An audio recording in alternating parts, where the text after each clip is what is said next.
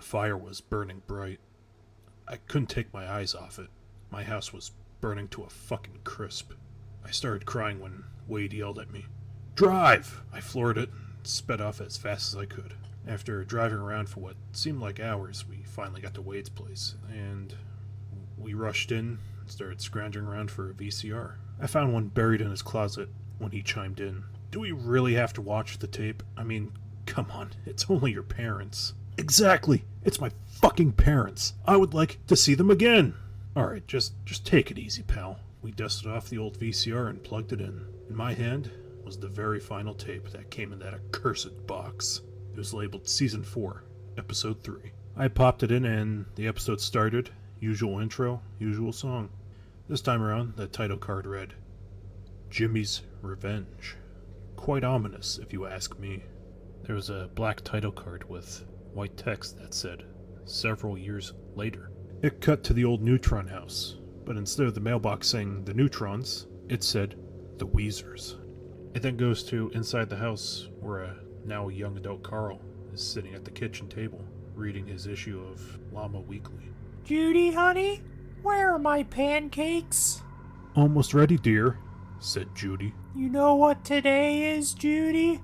"Of course I know what day it is. It's our wedding anniversary. 2 years ago today, I said yes to the man who helped me through everything after Jimmy and Hugh passed on." "That's right. Tonight we're gonna fuck so hard we'll both be brain damaged."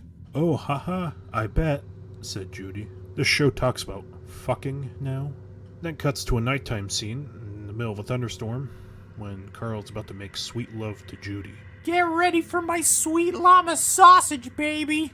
All of a sudden, bang! A flash of lightning brightens the dark bedroom, and Carl looks over at the window and sees what appears to be Jimmy, with gouged out eyes and a toothless mouth, looking into the window. "What's the matter, honey?" I'm scared of lightning. I can't fuck. Good night." Carl then closed his eyes and went to sleep, passing it off as a figment of his imagination. It then cuts to the next day in the kitchen. Judy is doing the dishes while Carl's at work at the Llama Land theme park. There is a loud thud at the door, which startles Judy. She goes and checks out the noise, but finds nobody at the door. But she sees something peculiar on the welcome mat. A pink, llama-themed diary with the words, "Read me," scribbled on the front with a Sharpie.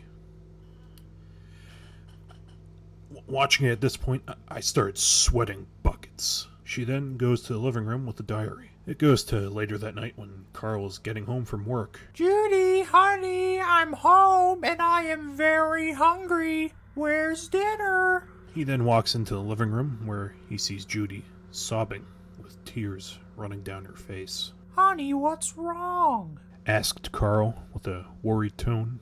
Judy then started yelling at him. "Why? "Why what?" Why did you kill my son, you fucking monster?"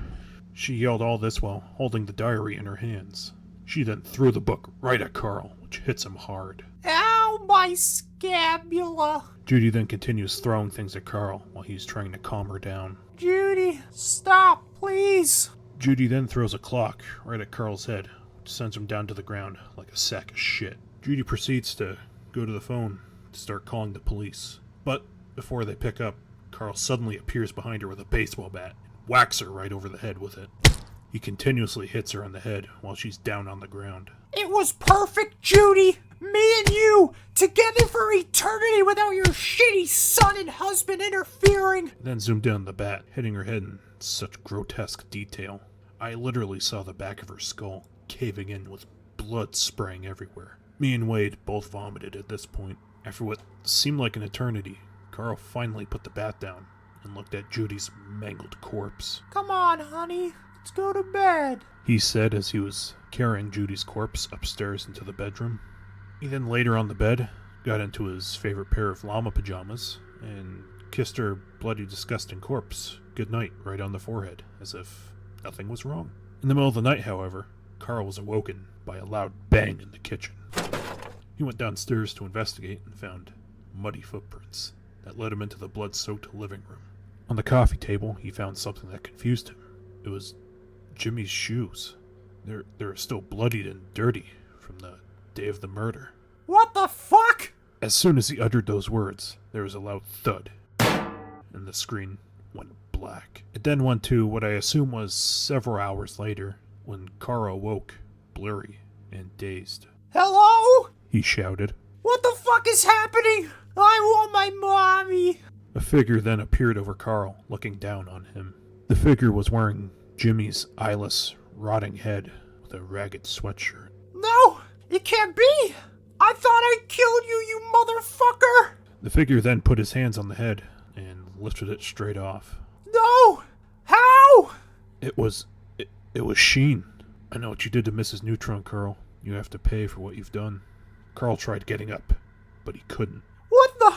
He looked at his arms and legs and realized they were tied down to the ground, and he couldn't move an inch. He was trapped in that hole. Oh, please, Sheen. What are you gonna do? Call the cops? I wish it was that easy, Carl. Sheen then walked away, leaving Carl alone. Oh, what? You're just gonna leave me here, you big pussy? All of a sudden, there was a beeping noise, and a large cement mixer came into Carl's view. Sheen stepped out of the truck and went back to the hole. Sheen, please don't do this. I swear I never meant to kill Jimmy or Judy. Sheen, obviously not listening, picked up Jimmy's severed head and threw it onto Carl's stomach. This is for your own good. Goodbye, Carl, Sheen said in a menacing manner as he pulled the lever and cement just started to pour onto Carl. You motherfucker! You fucking pussy! I should have fucking killed you! Carl was indeed yelling, but it was fruitless as the hole quickly filled up with cement. The hole filled all the way, and Sheen pushed the lever up. He then took the keys and threw them into the nearby river and ran off into the woods. The next scene showed a bunch of news reports showing the gruesome scene at the Neutron house, with the cops finding Carl's diary, where he confessed to killing Jimmy. Then, of course, like clockwork, a black screen popped up with more Russian text. This time it said, "You have watched the final tape. There will be coordinates on the next screen. Be here in 2 hours or your parents will not survive." The next screen displayed coordinates, and putting those coordinates into a GPS led us into the middle of a national park, about an hour's drive from our location. Before he left, Wade had to run back to the house and grab something. Wade came back out, wielding a Glock 9. Hey pal, you never know. We then sped off in Wade's car to the location. What we noticed when we pulled in was that there was nobody there, so we both got out of the car and we waited. 10 minutes went by when a black car pulled up with 2 men in the front, and my parents were sitting in the back with their mouths duct taped. The one driving was bald, and the other guy had long, blonde hair and a ponytail, wearing sunglasses. It was at this point Wade snuck off to the woods. Hey, what the fuck? Where the fuck are you going? I'm sorry, I can't do this. I'm too fucking scared, man. The 2 men stepped out of the car and went into the back to get my parents. They untaped their mouths and let them go. They killed your brother in front of us. There was nothing we could do, my mom said, holding back tears. The bald man then stepped forward, while the long-haired one stood back. The long-haired man was wearing a suit and tie, while the bald man was wearing khakis with a Nickelodeon t-shirt. He then started speaking to me with a very thick Russian accent. You must be wondering why we had to do what we did to your brother. Why, yes, I would like to fucking know. You know, all those lost episode stories you hear on the internet that people claim to be myth, yes? Unfortunately, they are the truth. Me and my business associate here make those using the same programs the original creators used, and we add in our own little special effects. For the most part, we make them for special clients who want a little kick in their favorite shows. Your parents and your brother happened to accidentally see us making some of those tapes. We had to kidnap them and make those tapes that you saw. Your brother told us Jimmy Neutron was your favorite show, so we decided to thank him by putting him in the tape. You sick fucks. I'll report you. That, my friend, is what we aren't afraid of. The long-haired man then pulled out a magnum and pointed it right at us. You all know way too much. Me and my parents stood there, waiting to die, when all of a sudden, there was a gunshot, and the long-haired man went down. We looked over, and there was Wade holding his Glock. The bald man then charged at him. Wade tried shooting, but his gun jammed. The bald man tackled him down to the ground and started strangling him. I noticed a large stick nearby.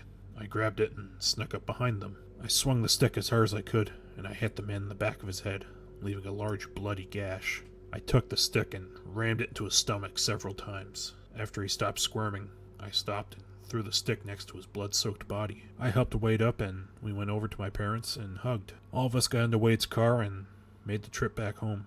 When we got back, my mom and dad went to the police and tipped them off on the location of the bodies in their studio. The cops told us when they raided the studio, they found hundreds of VHS tapes with homemade episodes on it from all different shows, linking the two men to several murders not only in the United States, but in their home country as well, where they had started this business several years ago. Wade and I never got charged in killing them, as we were acting in self-defense, and the police actually hailed us as heroes for stopping these sick pieces of shit.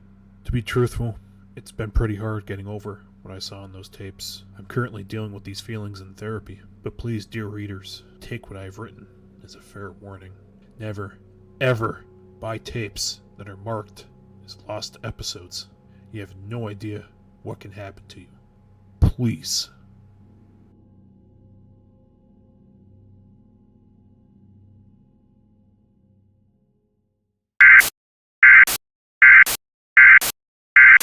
Man's dungeon is comfort.